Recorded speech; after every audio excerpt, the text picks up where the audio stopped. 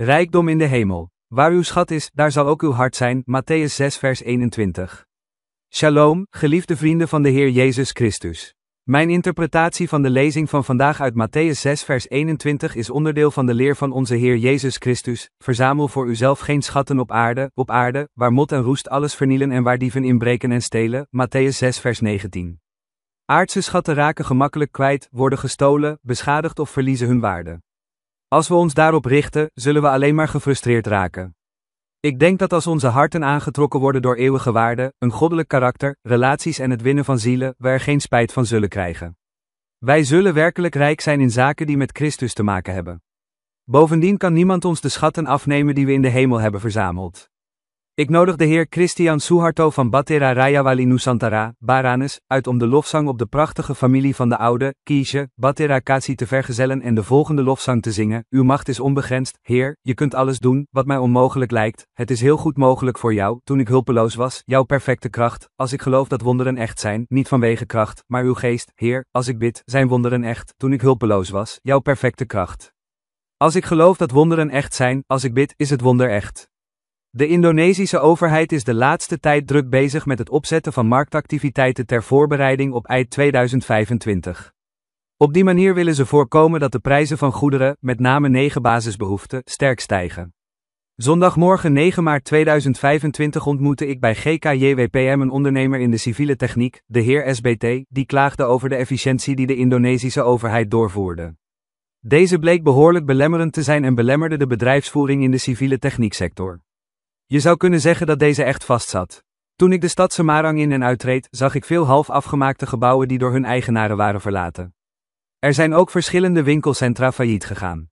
In mijn hart vroeg ik mezelf af, en vervolgens analyseerde ik het vanuit de beperkingen van mijn kennis op het gebied van niet-civiele techniek: waarom zijn er zoveel gebouwen die niet af zijn?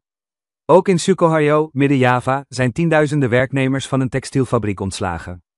Ervaren de kinderen van God, de volgelingen van Christus, in deze tijd ook obstakels in hun relatie met Christus, de rechtvaardige koning? Ik hoop dat de aanwezigheid van deze PP in ieder geval een beetje evenwicht kan brengen in lichaam, ziel en geest, zodat door te blijven geloven in Jezus, onze geest door hem gesterkt wordt totdat onze ziel en lichaam ook zijn kracht ontvangen. Amen. De inspiratie voor vandaag is: hemelse schatten liggen boven, terwijl aardse schatten beneden liggen.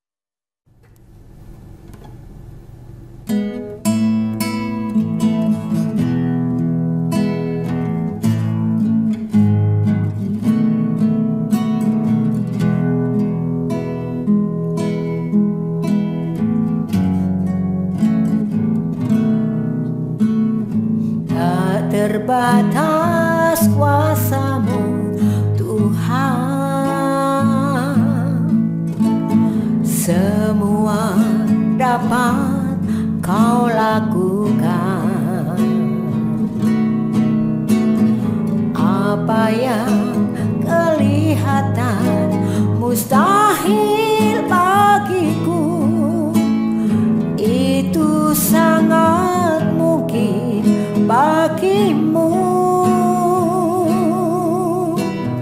Tak terbatas kuasa-Mu, Tuhan. Semua dapat Kau lakukan.